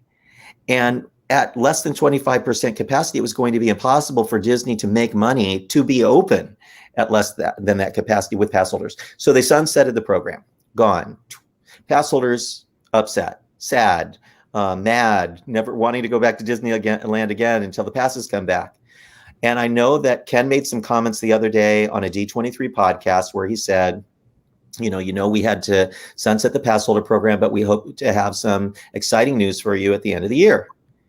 And fans wanting to hear what they want to hear, and certain fan sites being irresponsible and running articles immediately saying Disneyland pass holder program to return by the end of the year, got 1 million pass holders' hopes up, because that is simply a lie. It's untrue. Ken didn't say pass holder program is coming back. He said, we have something exciting to tell you at the end of the year, or we hope to have. And the fact of the matter is they're still talking about the same membership program that they first talked about when they got rid of the pass program. And a membership program could be any of a number of things, because Disneyland doesn't even know yet. They're still sending surveys out to former pass holders and potential new pass holders, people that would want something like that. What is it that they really wanted out of a pass program? Is it just to have access every single day, in which case you're out of luck? Or is it that you just want to be able to get discounted tickets, or maybe you wanted discounted merchandise, or you wanted first access to ride attractions when there's new things, or you like after-hour parties? And they're looking at ways to provide extra magic to their best fans that won't give you unlimited access to the parks, but likely will have some component of giving you discounted admission and maybe some guaranteed entries, but it won't be unlimited access to the parks, and it will likely be at several different price points. So we don't know for sure what's coming. Ken did not want to talk about specifics. So those things I just told you about what could come is based on the surveys that they're sending out. And just like we knew what the pricing was going to be because they sent pricing out in surveys, and the pricing they had in the survey turned out to be exactly the pricing that they had in their tier structure. And then these kinds of things I just talked about are all things that were mentioned in the surveys. Some of those things will happen. Some of them won't. There was a discount program in there. There was after hours events mentioned. There was parking at either a discount or included. There was a certain number of guaranteed reservations per year. That doesn't mean a certain number of guaranteed tickets. And so those were the kinds of elements that were included. And those, again, are elements. And they're literally just creating a buffet of what could we put in these different membership programs, and then they'll roll something out at the end of the year. So don't count on passes. Don't believe what you read everywhere, folks. A lot of blogs and video casters, they just want, and YouTubers, they just want traffic. And so there's a lot of clickbait going on out there, and it's really unfortunate. We're seeing a lot of it going on right now with Snow White and some other things, and it's upsetting to someone like me who's been doing this for, this is my 24th year of writing about Disney. And before there was a YouTube, before there was an internet, back when there was just an AOL and a CompuServe, is when I started doing this. And so I've seen this happen periodically. But now with people making their whole livings out of being a YouTuber or a blogger, which we don't, I think it's irresponsible that they're just trying to get traffic by lying to people and they hear one sentence in a podcast and they twist it to make you click, and that's not right. So off my soapbox, and I know Ken wanted to have us set the record straight, and we were there with Mouse Planet and one other site as well. So we weren't the only ones there, but they picked 3 sites and said, here's what's really going on at Disneyland, and we could ask any question we wanted, and we did. And to the best of his ability, he answered those questions. And that is, folks, let me just tell you about Disneyland presidents. They're by the book. They're always looking at their publicists before they say anything. Ken was just talking off the cuff and about the parks and how difficult it is to manage a small park like Disneyland that is so popular and also so old, 66 years almost old now. So there's a lot that they have to do every day that other theme parks, newer theme parks don't have to worry about, bigger theme parks don't have to worry about. And they're trying their best to do it, and they don't get everything right. And he even said, we're going to get a lot of stuff wrong because we've never been in this position before. We've never had to limit capacity like this. We've never had to deal with a pandemic. We've never had such a shortage of cast members or such a hard time staffing. And he admitted all of that. And he said, so we're going to make mistakes. But when we do, we're going to listen to you all and read your articles and hear from our regular guests and survey people, and we're going to fix it to the best of our ability. Really, that makes me happy, because as long as they know they're making a mistake and they're willing to fix it, that's great. Over-engineering something just to never make a mistake is usually never the right solution. So, just get something out there. Let's get open. Let's do the best we can, and then let's fix what's broken. And that seems to be their way they're working on it. And that's how Disneyland used to work way back in the day when Raleigh Crump was running the park, or one of the early park managers, back in the day before they had a Disney, park in Florida or in Tokyo and other places, just Disneyland. And they did all kinds of crazy stuff all the time. And that's kind of flying by the seat of their pants, but with a lot more technology and help behind them. So that is Disneyland. And I'm going to turn over to you, good-looking people, because there must be something wrong with my tiny, tiny ears to not be able to keep these AirPods in. It's happened to me in the parks, too. I would drop my AirPods on the ground, the duck poop, and then have to put it back in my ears so that I could do my podcast. Gross thought. I'm disgusting. Anyway, I want to turn it over to you. I'm going to start with you, Chloe, at Disney World. Because a lot has been going on, and I know that Laura Gonzalez, one of our reporters, was there the other day in Magic Kingdom, got to look at the Tron construction from a very special device, and I'd like you to talk to us about it. A special device? Well, it's a mover for people. Yes, the people mover, of course. I went too. I don't think I showed you the photos quite yet, but I went on Sunday as well. And yes, it does. The view from the people mover gives you a nice little look into Tron construction. And they are starting to, or they have completely removed the structure, the support beams that was supporting what is going to be, I apologize, I've had a very long day and I can't think of the words, but the LED canopy for Tron. And they are pretty much almost done with anything outside. They're really finishing up that. However, that doesn't really mean it's going to open necessarily anytime soon. So yeah. Tron, you mean? Tron, yes. No, People Mover returned. That was great because that was down for, it closed a few days before the sudden shutdown with the pandemic last year. And it was only supposed to be down for like a couple months or what have you. I know that they were having some issues with the cars colliding. And then I know the ramp was overheating to get up into the loading area. So there was quite a bit riding on that. And it took a long time. And we were all starting to fear that it was, you know, going the way of Disneyland's, which is very unfortunate. And I know that they were, I don't know if you guys remember when they were testing it a couple months ago and the cars were still colliding like in front of guests. I mean, that still scares me, Chloe. Yeah. Like, how do we know that that's fixed? I'll put my faith in the engineers on that. Let's hope that it is. And you know, if it happens, then maybe you'll get something out of it. Well, you know what else was colliding? What's that? Your Skyliners. Oh my gosh, I know. And remember last year I went to go see you, and on my way to the resort, Skyliner had a terrible accident, and you threw that article up, and it became like that huge thing, and well, it was scary. Less than a week after the new transportation mode opened, and everybody's like, "Oh, this is great! This will replace the monorail one day," and then they collided, and now it just happened again as soon as everybody forgets about the first time it happening. So both cases, I don't think people were really seriously hurt, although people did end up going to the hospital. And Disney's really good at sending their publicity people in and like paying people off with fast passes and free tickets and stuff and free dinners. So you know, and then they have to sign a waiver to not talk about it or share their videos.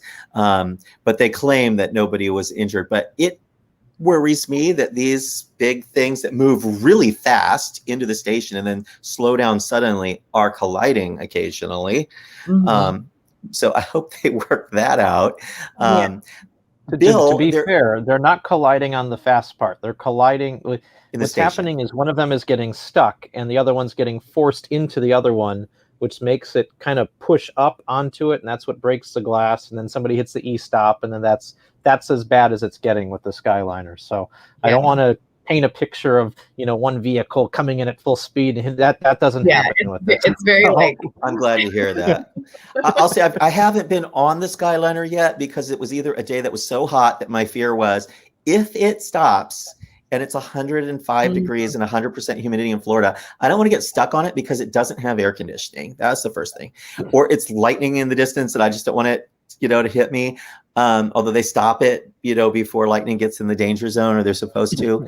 And then the other thing is I have this tremendous fear of heights, and something about just dangling up there. And that one night when it did, you know, have the accident and people were trapped up there for, Chloe, I think you told me it was like 4 or 6 hours or something. Bad. Yeah. Yeah. I mean, I'm not doing that. They've supposedly ironed out the kinks that, you know, that night they realized was going on.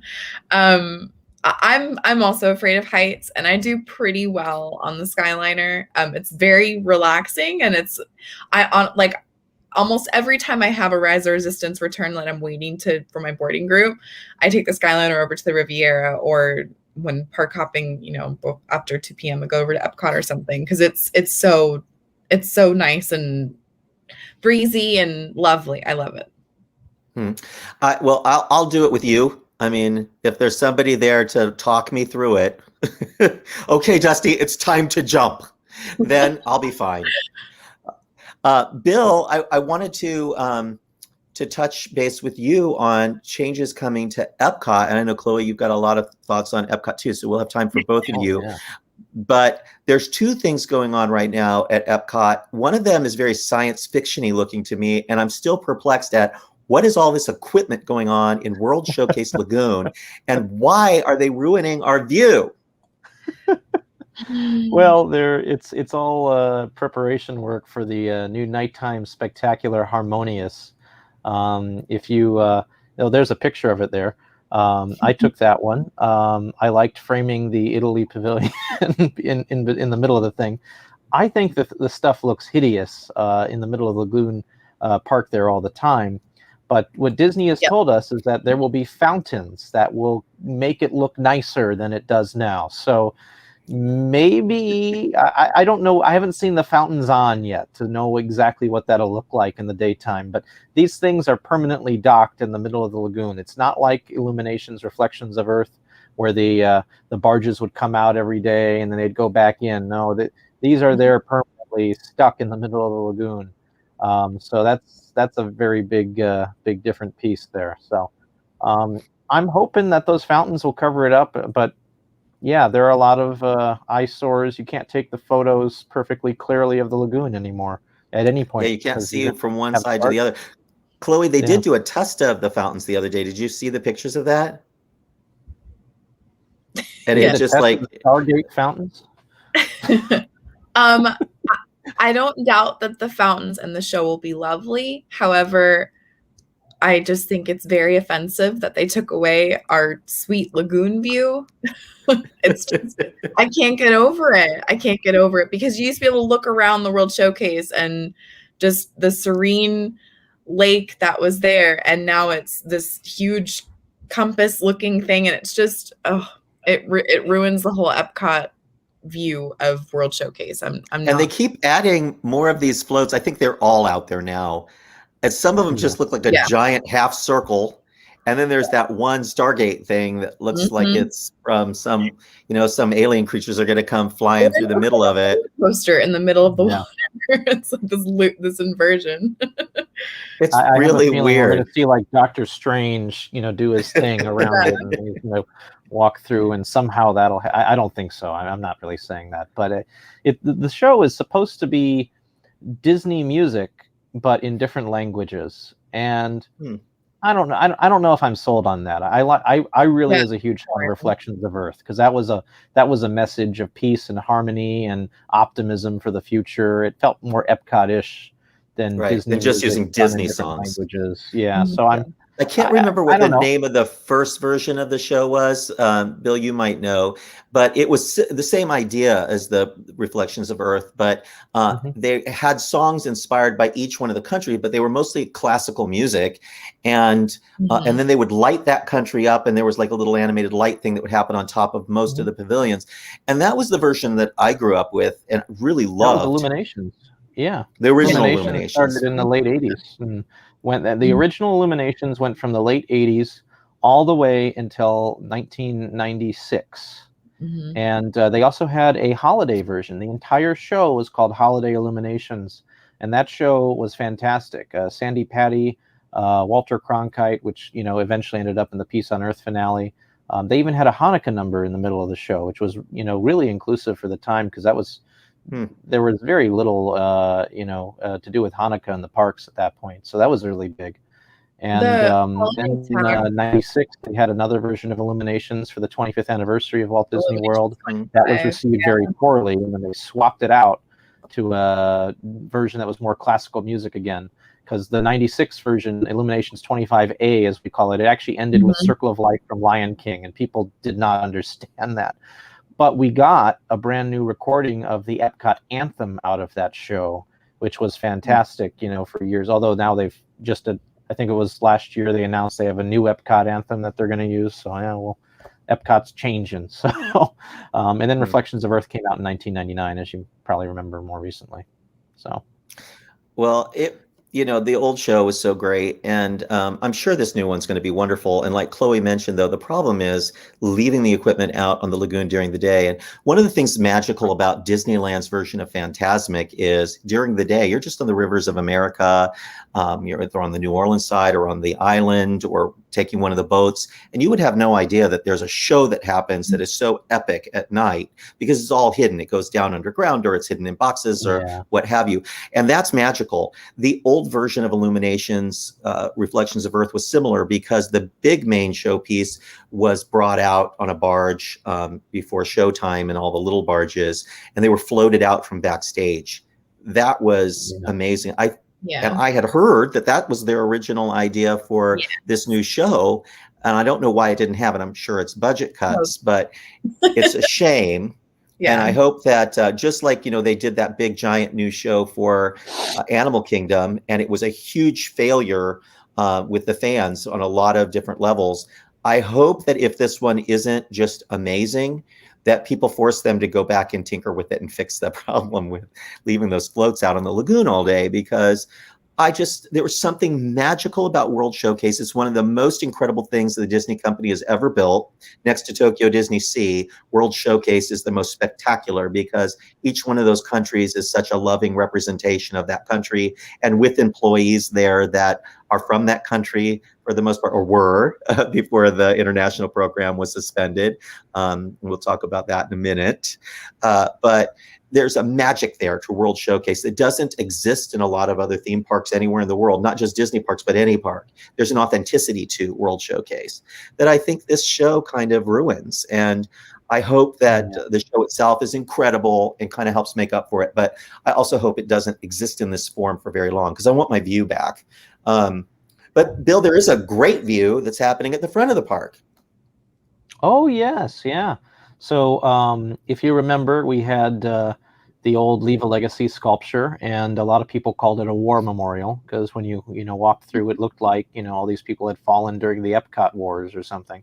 But they, now it's all been kind of cleaned up to the way it was, prior 1999. There's beautiful flower beds and trees, and they brought back the amazing prism fountain. And these are prisms, that you see there. They're made of a neat kind of a, it's not quite plexiglass. It's a little bit of a different material, but they actually light up from within and they glow and change colors. And they've added a huge spotlight, so at night it shoots straight up, and it's quite beautiful. And I don't know if I've posted a video or not of the nighttime lighting that they did around that entire plaza, but the colors change all around. So it's finally feeling like, Epcot has some heritage and it means something again, kind of very much like a World's Fair theme, like essentially like what Marty wanted, for that park. So not necessarily Walt. I'm so glad to hear that.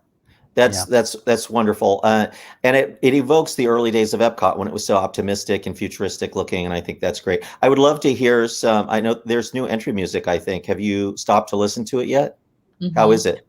I have an entire listing of it. It's actually all needle drop music, which is, if you're not familiar with that term needle drop, that means it's music that already exists from somewhere else. And Disney has just created a playlist that will play. It's very uplifting. It's optimistic. Some of the songs in it, I think, were even in the Soarin' queue. So it's that kind of uplifting feel of, when you're getting ready to go on to Soarin'. But it's a nice loop. It fits the park pretty well. I miss the old music a little bit because, I like the old renditions of the Epcot tunes. But this is a new era for Epcot, and I think they're very proud of, moving forward. Before we move on from Walt Disney World, there's one last big thing that's coming up in October, and that is the 50th anniversary. I can't even believe it's been 50 years. It makes me feel so ancient. But the park, Disneyland just had its 50th as far as I'm concerned. Now we're at our 66th anniversary. But tell us a little bit about what is coming for the 50th and what they've already done. And I know, Chloe, I'm going to start with you at the Magic Kingdom because there have been changes at the castle. And are we looking at another cake disaster here, or is it something more refined? First of all, the cake was not a disaster in my I like the cake. I liked it. And I I'm really proud to wanted say I gold liked it. cake for the 50th. I really wanted it to happen. Alas, we have bunting, we have pearls, we have blue diamonds, stones. We're going to have a big 50th plaque, I guess you could say, right? Like smack dab in the middle, like where the clock is on Cinderella Castle. We have gold, or it's not really gold room, it's almost iridescent and different lighting around some of the turrets. And they're still adding some more it seems like each passing day they're adding more and more. The moat is still emptied, so they're doing lots of work to the castle right now, getting it ready. And then it seems like we're getting a new lighting package that's going to look like pixie dust at night that kind of glistens on the castle. Not too sure exactly what that's going to look like, but the concept art is beautiful. And there are rumors going around that they are still working on the fireworks show, which will debut in October. That is, I believe it's just nicknamed Nugget, like a golden nugget for the 50th.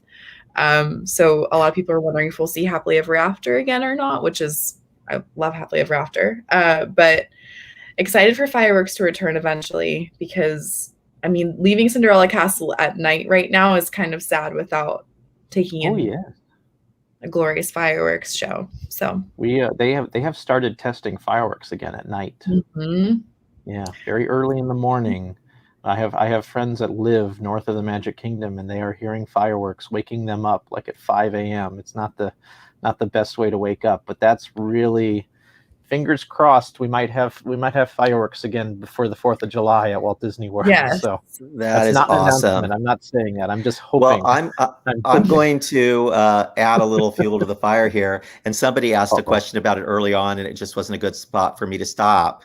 But when I was speaking with Ken Potrock at Disneyland, he brought up fireworks a number of times, basically saying it's going to be hard for us to get actors back on stages indoors for a while. But one of our very, very popular shows that doesn't require any actors is our fireworks. And you watch them outside. And he said, so, we hope to be able to return fireworks soon.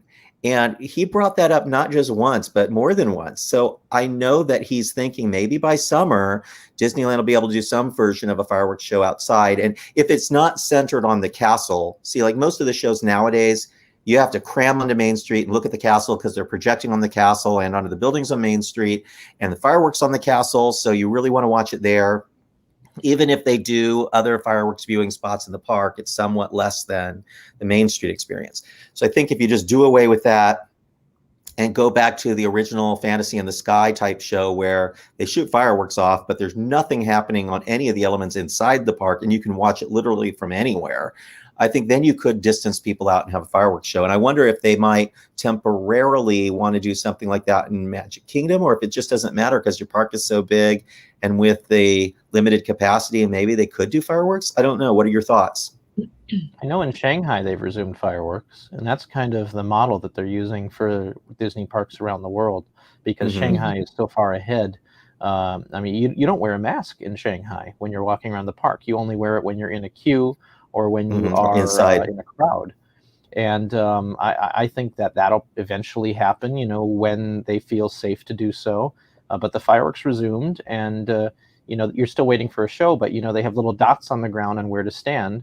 And to prove a point, in Florida at Universal, they've resumed fireworks shows, and they have little dots in the area to view it, and it's a fireworks water show. So yeah, I think that it could absolutely be done. Same thing with World of Color. I think you could bring back World of Color really easily if you had dots in different places for social distancing. Oh, I agree. I think World of Color could absolutely come. And since it's so cheap for them to run, they can run it more times and more socially distance the amphitheater and easily accommodate the guests that want to see it. Or do the first show for dining packages only or something like that. Go ahead, Bill. I would go as far to say that you can't keep running Disneyland without doing nighttime shows again, because I know you get a dump of the parks at the same time if the parks are closing early and people are staying there all the way until close. If you start running nighttime shows again, you get a little bit of a dump after that show happens, and you get a little bit, people tend to meander out throughout the night instead, and I think that'll be safer. So I think that would, longer hours and definitely bring back some nighttime entertainment to keep people in the park so they're not all leaving at the same time. Maybe stagger the hours. Yeah. I'm glad you mentioned that because of the buses. Well, we're having that problem here. The park is only operating a 10-hour day, and both parks are operating the same exact hours, which has never happened before. DCA always opens later and closes earlier. So you didn't have everybody in the entire resort all coming and going at the same time, all parking at the same time, all leaving from the parking structure at the same time. And it creates a huge burden on Main Street USA. And I think you are right. They need to extend the hours just beyond what a normal person would be comfortable staying for the day, so that some people leave earlier to lessen that load. And then even after the park closes, that some people would go to the nighttime show and then leave. So I think that would be interesting. And I hope something happens, and I agree with you that Disneyland needs nighttime stuff at both California Adventure and Disneyland. So anything else at the Magic Kingdom before we move on to other really, really exciting stuff? Looks like we're good. They started redoing our Jungle Cruise in Florida. They did, so it's closed. Yeah. No, they're doing it while the attraction is open. See, in Florida, the management is all about the counts. We have to keep everything open. So scene by scene, things are disappearing from our Jungle Cruise, and they're being replaced. So we'll probably start seeing new show elements in the upcoming months. I know Kevin Lively, very interesting, who used to be a Jungle Cruise skipper, is working on the project, and so we have a lot of hope that he's going to make sure there's still a lot of fun jokes in the Jungle Cruise. So. Well, at Disneyland, our Jungle Cruise is closed, and they hope to have it open by summer. So they must have been prefabricating a lot of the props and sets ahead of time so that they could pop them in and do it quickly. It makes sense to do two of everything. That's what they did with the Haunted Mansion. Exactly. Yeah. But ours is closed, so it does show a different mindset between how our parks are run and how yours. And we have more attractions, so we can close an attraction and not have it be as big of a deal. So that's interesting. Bill, I got to ride a new attraction at Universal Studios Hollywood last week, a couple weeks ago. They just reopened. Did you get to ride the Secret Life of Pets? Did you get to ride that? Oh, I did, and it was really magical. First of all, they're doing all the same stuff as Disneyland. You have to have a reservation, social distancing, masks, the whole thing. So it feels just like every other park, and it's very comfortable to me because I'm used to that now. And they have a lot of things open, but it feels like because their park is so small that there is more closed because there's so much less to do. It was still worth it for me to do the stuff on the upper lot and the lower lot. But the highlight of my day was this brand new kids ride, The Secret Life of Pets. It's the kind of the same genre as Despicable Me. You know, it has that same type of animation, and kids love it. They've done multiple films, and this ride sets a new high standard for dark rides. Not only does it have super high capacity and use some screens, but it has over 65 animatronic figures and they start in the queue. And the entire queue from room to room to room, and it's a huge 2-story queue, is all show scenes. And you are part of the queue and you're part of the ride because they cast you as a puppy. So at some point in the ride, you become a puppy. And when you look into a mirror or see a screen or whatever, you're reflected in there as a particular puppy. And that's you throughout the whole ride. It tracks you throughout the whole ride. And if you move your hand, the puppy moves its paw. And if you turn your head, your puppy's turning its head. So you are the puppy. And you are a stray, and you're in need of a forever home. And that's the whole purpose of the ride. Very simple storyline, not too complex. A lot of things happen as they try to find you your forever home, but you don't need to know a lot. And they do try to explain the story over and over and over again, but in different ways in the queue, and it works. And some of the best animatronic figures I've ever seen. That big dog, I don't know the characters from that film at all. I'm not the demographic for the film, but I got to tell you, it's one of those examples of don't know the film, love the ride. And I think anybody could ride this and just be charmed by it. You go through a fireworks factory and there are explosions and there are characters swinging above you, and you go through a dog wash and get soaped up and things happen. I mean, it's so cute. And then at the end, they of course do the moment where you see your character and you're getting your forever home, and you're there as your character with the family that adopts you. And as each car goes by, and I'm looking at their screen to see their family, every family is different. There's an Asian American family, an African American family, a gay family, there's a white family, there's a white trash family. Like there's it's just what they've done is so cute and clever. And they're all of that animated cute style with the big butts and the little bodies, really cute. And but your character, and you can wave your arms at your family and whatever. So it's just so well done. And then there's a party at the end where you get to celebrate your adoption, and dumps you into a clever little store that's fully themed. I think I'm going to cry. It sounds so beautiful. I mean, it's very modern. Here's the thing about it. It's the most modern dark ride that you can imagine, because it's using all the technologies in a long format dark ride. Like I'm not long format like Rise of the Resistance or Pirates, but plenty of time to tell a full story, like the length of Little Mermaid, sort of. And but high show ceiling with sets that are larger than life, where you go through the city and then you're going into apartment buildings, and it's great. And it's exactly what Universal needed, because before they had a lot of like repetitious type of rides, a lot of rides that are mostly screens and mostly aimed at like older teens and older, and mostly scary and sometimes very masculine. Transformers and The Mummy and Jurassic World and Waterworld and Harry Potter in some cases, although I think it crosses over much better than a lot of their other IP. But this is perfect for the whole family, grandma, mom, little kids. It runs the gamut at every story level, because there are gags for the adults, and then there's stuff that's just obvious for the kids. It's ideal. I don't know who designed it for them, but whoever it was did a knockout job. Story-wise, it blows a lot of other parks away.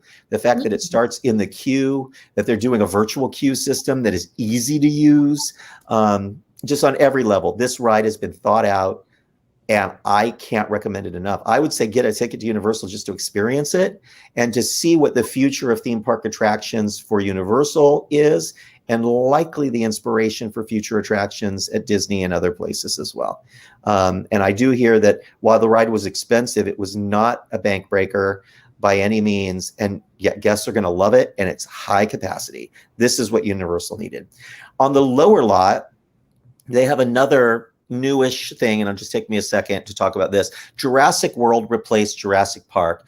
Jurassic Park in many ways was a Universal icon. You literally felt like you were going to Jurassic Park. Those early scenes set up that awe and wonder of the gates opening and the big, herbaceous dinosaurs that are gentle giants were there, and it was amazing. And then something went terribly, terribly wrong, and you were attacked by a T-Rex, and over. Big drop. Amazing. People loved it. But sort of hokey in that Universal way of they couldn't afford the very best animatronics, and some sight lines that took you out of the experience.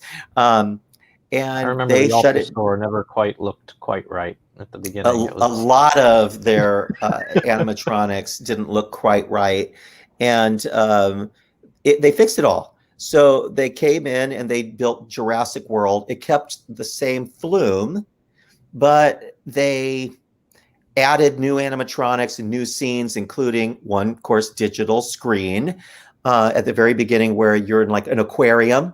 But I got to say that the special effect of that scene is mind-boggling. It's like 3D, even though you don't have glasses on.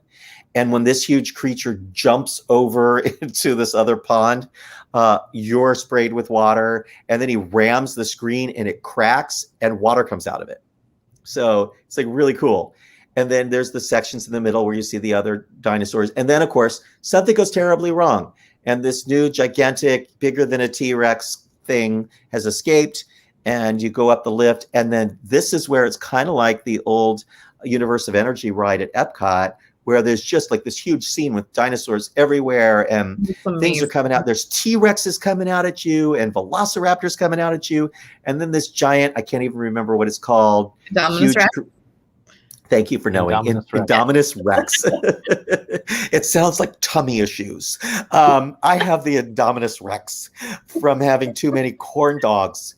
But the Indominus Rex attacks you from the side, and he's huge. He's like way behind you and way up high, and he comes all the way down with his giant head and opens up, and you can feel his breath and his like practically you feel like you could touch him. And then you're like, okay, that was an amazing scare. And everybody screams. And just as you are ready to like say, okay, now I'm ready for the big drop, another one comes out like right at you. And then you drop. Ah, too scary. And then you have the drop, and people were clapping from the moment that they splashed down all the way to the dock. And I know everybody says, oh, I can't ride that ride. I get too wet. You really don't get wet from the drop. It's from all the stuff spraying water at you before the drop. So it's really doable. Then in summer, they put it in extra wet mode, and then you get wet. So you can do it, folks. If I can do it, you can do it. I will tell you this, Steven Spielberg, when he rides the attraction, he rides the whole ride. They get to the top. They stop the ride. He gets out of the boat, and they walk him down the emergency exit. So he doesn't go down the drop. But Steven, I am here to tell you, you can do it, man. Make me proud. So Bill, there's another Jurassic World, something or another in the Universal. Yeah. And you both just got to ride the new VelociCoaster at Islands of Adventure at Universal Orlando. And I'm going to start with you, Bill. And then I want to hear Chloe's thoughts because she went today. Bill, you went opening day, the very first preview day. Is that right? Yesterday. Yeah, for annual pass. So yesterday was. Yeah. So tell us about it. Best day. Very first. There was a lot of hype for this ride, and did it live up to it? Oh yes. Oh, it exceeded the hype, if that's even possible. So start us out in the queue and walk us through it. Okay, but first I'm going to tell you this is a hyper coaster that has inversions. So that's the very basic ride type, okay? So you know exactly what that is. You can look up hyper coaster, and then an inversion is when you're turning upside down. So it does go upside down, so keep that in mind. If you're familiar with Universal's Islands of Adventure, there's a Jurassic Park land in the park, much more immersive than in Hollywood, which, you know, there's more room in Florida, right? And they started looking at something to replace the long defunct Triceratops encounter. And if you remember from about 1999 until I'd say mid-2000s, you could see a real live breathing Triceratops. And these are really advanced animatronics, and it's been closed for a long time. And they converted a little part of it to kind of this interactive meet and greet with a Velociraptor. And that little Velociraptor meet and greet, that was so popular, they realized, you know what? This is perfect, because the Velociraptor meet and greet was with Jurassic World. And you actually had an actor there, portraying, who's the male Chris character? Pratt's character? Owen Grady. Chris Pratt's character. Yeah, what's his name? Owen Grady. Owen, yes, Owen. Mm-hmm. So you have, Owen, and he's like, hey, I've trained these Velociraptors and everything. So this whole concept kind of inspired, you know what? Let's update. And holy cow, what they did, they moved the Velociraptor meet and greet to the other side of the walkway, and they completely redid the entire area and built a giant raptor paddock. And when you enter this attraction, you see that this is a brand new attraction at Jurassic World. Remember, in Jurassic World, the park is actually open. There are real guests and everything. And it's very clear that Claire, who is, in charge of the park's controls and everything, that she's on the board, that guests wanted attractions with more teeth. And Owen says, hey, these are Velociraptors. They will eat you. It's probably not a good idea. We need to have more security for them. And the park management of Jurassic World responds by saying, let's build a roller coaster for the Velociraptor paddock. And he's like, that makes perfect sense. Hope you signed your waivers. Go for it. What could go wrong? What could possibly go wrong? What could possibly go wrong? I think that's even on a T-shirt. You can Yeah. And this thing is fast. It reaches, I think, 70 miles an hour on the second acceleration piece, because there's 2 launches. They're both powered launches. There's no lift hills on this thing. And the idea is that you are going so fast through the raptor paddock that the raptors will not be able to hurt you. Because, that makes perfect sense. But yes, that's actually, so the raptors are actually running along with you, and they call it a raptor run. And this thing, it just goes so fast, and you feel like you're going to fly out of your seat half the time you're on it. I mean, it felt safe, but also like I was going to fall out. Oxymoron. You did a live stream for us that folks can watch on our YouTube and also on Facebook. It was like, and I recommend it. It was like my opening day at Disneyland, also 90 some odd degrees, and I was doing these long live streams. But you did such a great job with it, Bill, and I felt like I was there. I mean, that's what's kind of magical about those in-park lives is it just puts you into the sounds and the excitement of the area. And I'm planning a trip out to Florida right now so I can ride this coaster and see all the new stuff at Disney as well. So I'm super excited about it. And Chloe, you rode today, and I know that you weren't sure how long you would stay. You stayed until closing, it sounds like, and you must have had a great time. So I want to hear your experience in the park and also on this brand new ride. The parks were actually not that busy today. I usually go on weekdays, as you know, and we were just kind of hopping around and doing whatever. Everything was under like a 30-minute wait today. And we had a mid-afternoon time for VelociCoaster preview. It went very smoothly. Like the preview it went so smoothly. And we were on the ride within like 10 minutes walking through the queue. I wanted to spend more time in the queue. So I'm gearing up for opening day because I'd rather just sit there for a couple hours and take in everything.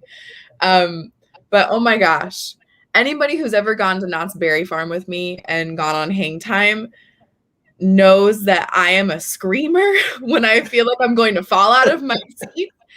And I had heard from a couple of friends who've been able to do the team member and the annual pass holder previews that there's a total of 12 seconds of airtime on VelociCoaster. And we were fortunate enough to be able to wait for the front row, which I heard was you have to do it on VelociCoaster if you can. So we did that. And as soon as I sat down in the seat and I remembered what the track looks like, because I've been stalking and gawking at it for the last year. I remember what the track layout is, and I pull down the lap bar, and it's just a lap bar. It's not shoulder restraint and everything. And I'm like, oh my God, oh my God, oh my God. Like, and then we took off, and I was screaming the entire time. I couldn't breathe. I got off and I was shaking. Like it's so terrifying, but it is so amazing. I'm so glad that there's finally a coaster that is that thrilling at Islands of Adventure. Like I love Hagrid's, but besides Hagrid's and VelociCoaster, like I don't want to do anything else anymore. Like I'm good not anymore, or Rip Ride Rocket. It's amazing, and I can't wait to go back and just take in everything that I missed just by being so freaked out. I'm so glad to hear both of you saying this. This is like super high praise. And when the Hagrid's coaster opened, and that's my favorite coaster anywhere in the world. I haven't been on VelociCoaster yet, but Hagrid's isn't too extreme, but it gets some speed and it has these long stretches and theming and some surprises. But it's got some operational troubles. What about VelociCoaster? Is it reliable so far, or is it like Hagrid's with constant breakdowns? It seems reliable, but when I don't know what it was like when you were there, Chloe, but they were only running 2 trains when I was there, and they have 5. They can run 4 at a time, but they were only running 2. Was it the same experience for you? So I'm for Hagrid's or for VelociCoaster? I'm sorry. VelociCoaster. For VelociCoaster, yeah. I didn't notice. I think it was just 2. Okay. And even then, with the annual pass holder preview, I think people were so distracted by the queue because there's a pretty steady flow of pass holders coming through for the preview, but there would sometimes be trains with just 2 or 4 people in it. And I know that there is a whole building full of people waiting to come in, but I think everybody's just like taking their time and like taking photos and everything. That good. Yeah, it's new, so it's just something new to experience, and it's great. Oh, yeah, I love it. There's I missed there's an out. electronic Velociraptor in the queue, and this thing looks realistic. Like you could spend a couple minutes with this thing, and you're just amazed at how realistic this Velociraptor is. I actually don't even think it's an animatronic. I think they actually have a Velociraptor trapped in the cube. Right? There's two. Yeah. There's one on each side. Yeah, there's two. And one of them's blue. Oh, blue is my favorite Velociraptor. And my favorite color. So I didn't get a chance to go to Mardi Gras. In fact, I haven't ever been. In Universal does this great Mardi Gras event every year with a parade that has like what look like real Mardi Gras floats. And they extended it this year because it was so popular. Did you get a chance to see it one last time, Chloe? Because I know you were in love with Mardi Gras this year. Yeah, I went last week and I was able to kind of say goodbye to everything. But I'm looking forward to future celebrations at the park because I'm a huge Universal nerd now. I went from not going for almost 15 years and now I like Universal more than Disney just a little bit right now. Well, I remember when I had you go to the park to cover an event, you're like, I don't really know Universal and I've never seen a Harry Potter film. And then you came back and you're like, I'm buying a wand and I need a robe and I need the scarf. So Universal, just, for those of you who haven't been to a Universal park anywhere, or maybe you only know Universal Hollywood from 20 years ago, they are completely different than they used to be. And all the new stuff they're doing is at a much higher, like an industry leading standard. And while they don't always meet Disney theming standards, they oftentimes do. And they're able to get away with some things that Disney can't. So they can build a coaster with outdoor sections that isn't fully inside a building, for example. And Disney would usually theme it inside of a mountain or inside of a building, except for, of course, like in Cretacoaster at California Adventure or in Primeval World at Animal Kingdom. But for the most part, Universal can get away with some things, but they build these incredible queues and they use music. And now they have these IPs, intellectual property that they can use. That is, it's what modern young fans of the movies and of theme parks want to see. So in some ways, it just feels like a higher energy experience. And Universal knows that and they play on it. And so it's just a different experience than Disney. And I'm not saying one is better than the other. It's just a different thing. And I think that if fans just expand their minds a little bit and go to all the stuff, they will enjoy all the theme parks more and enjoy the experience more, because it helps you appreciate, oh, Disney does this better and I really like this at Disney, or Universal does this better and I really enjoy this at Universal, and SeaWorld does this thing. Food festivals that I enjoy. And I hope that fans will open their minds. One park in particular that I would encourage people to visit is Knott's Berry Farm in California. And our Scott Atula got to visit a new attraction. I'm going to say new attraction that's based on an old attraction called Berry Tales. And way back when I was a kid, there was a ride called Berry Tales that just the incredible Disney Imagineer Raleigh Crump built with his son, Chris Crump. And it was about bears, animatronic bears, taking their pies to market, to a festival. And along the way, some wily foxes steal their pies and adventure ensues. And it had an adorable song. And it was a 2-story ride building in these little vehicles. That ride was eventually replaced by another famous Disney Imagineer, Bob Gurr, who built Kingdom of the Dinosaurs in the same spot. Aww. And then it just closed and was left empty for a long, long time until it was updated as kind of a Midway Mania type ride with screens, but a sort of steampunk under the water, Iron Reef themed ride. And it was great, but it didn't really have a storyline and it didn't really fit Knott's. Well, after just a few years of that ride, I think it's only been like 7 years, they shut it down. And they decided to retheme it back to the original Berry Tales ride. So they left the screens and it's still a Midway Mania type ride, but they added real physical sets around and between the screens. They added back the soundtrack and they've redone it. And so it's got this sound, and they gave it a storyline. So even if you decide not to play it as a game, like with Midway Mania, you can ride it as a dark ride and enjoy the story. But if you're a kid and you need interactivity, you can grab your berry blaster and shoot jelly at the pie thieves. And we did interview Chris Crump, Raleigh's son, who has consulted on the attraction from the very beginning. And he said that it follows the original ride scene by scene. And he's so proud of the fact that they were able to make this ride work on multiple levels. And Scott came back and said, it's a slam dunk and really is a new way of thinking about dark rides, because they've created a way of doing a Buzz Lightyear / Midway Mania shooter type of ride that if grandma doesn't want to shoot and wants to ride along, she can still have a great time. And not even watching the kids shoot stuff, but just enjoying the story and the music. And I think that is incredible.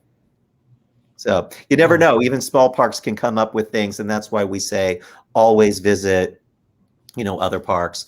One last thing about Knott's, and that is they were the first in our area to open up with a festival last year. So in July of last year, they opened up with a festival, and then every, like 6 to 8 weeks, they had a new festival, and it got bigger and bigger until finally the whole park was open. There were booths everywhere, and incredible food, all new menus every time. It was kind of like Epcot, where there's always a festival, but in a small park that really has a lot of heart. And so we love the Knott's folks, and we know that they have some incredible things coming up. And with Disneyland no longer having an annual pass program, you can get an annual pass to Knott's for much less than a single day admission to Disneyland. So keep that in mind, folks. If you just want a great place to go for wonderful food, famous fried chicken, and some fun family attractions, and a really neat ghost town, get an annual pass to Knott's Berry Farm just as a place to have your theme park fix, and then save those Disneyland visits for special occasions, and you can save yourself some money. So that was the big stuff that we had for you today, and we did it in the record time of just under 2 hours. This was the video that I said, Bill, we have to keep this under an hour. So I'm sorry, Chloe. I know you're exhausted from spending a whole day in the theme park, and we kept you up late. But you guys are a wealth of knowledge and are incredible watchers. Our viewers are so awesome to share their comments with us. This neat new platform that we're using that lets us share some of your comments. We hope you enjoyed that and that you have learned something from this video. Make sure that you leave us comments, because even after this video ends, it will end up on YouTube and Facebook, so you can watch it again and share it. And we always appreciate when you do, because that's how we can keep doing these and keep growing. So like, share, comment. We appreciate it. And be sure to subscribe down below so that you get a notification the next time we go live. And I will be at Disneyland on Friday, and I will be going live. So be sure to subscribe so you don't miss that, because there's some stuff that we need to show you, some changes in the park and some fun new things. Chloe, thank you. Thank you. I was there with you guys. Ring the bell. What is the bell? On YouTube, if you ring the bell, you get a notification on your phone when we do go live and when we post new content on the YouTube channel. So make sure you ring that bell, folks. Ring the bell. Ring my bell. Thank you, everybody. We'll be back. Oh, yes, Chloe, please. And we have one more thing to discuss. What is it? One more small thing. What is this one more thing? A little wish. Chloe, yes, we do have a little wish. And I keep this real quick, folks, because aside from wishing that all of you have a wonderful evening, I wish that I get to sail on Disney's newest cruise ship, the Disney Wish, which is an all-new reimagining of what Disney is doing at sea. While all the other ships have some repeated things from all the other ships, this new ship has been completely reimagined from the top down, has double the length of an aqua coaster they call the Aqua Mouse, that has some show elements in it, 3 brand new dining rooms that couldn't be more different from each other, an Arendelle theme and a Marvel theme, and one is themed to a classic Walt Disney. And then there are some kind of extra cost dining rooms that are also all themed to Beauty and the Beast in some way. So Paulo's themed to Lumiere, and there's one themed to Cogsworth, I think, that's called Enchanté. Maybe Enchanté is Lumiere, I don't know, can't remember. And then one called The Rose.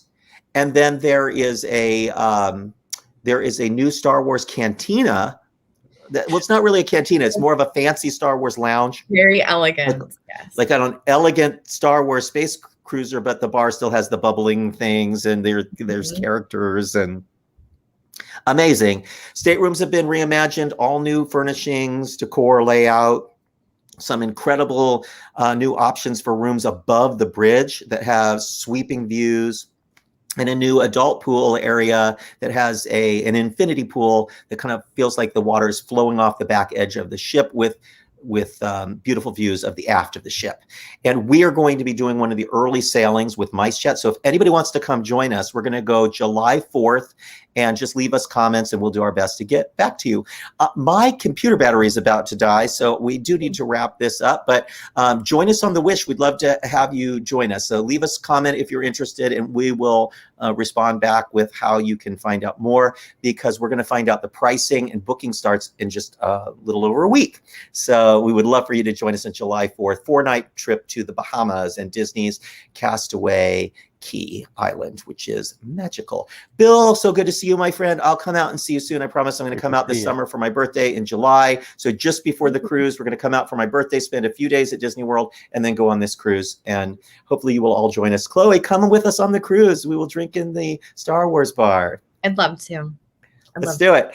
Thank you, everybody. Have a great time. Thank you for joining us on the MiceChat video cast. What we call it? We call it the MiceTube. And we will see you all again soon. Thanks, everybody. Bye-bye. Bye-bye.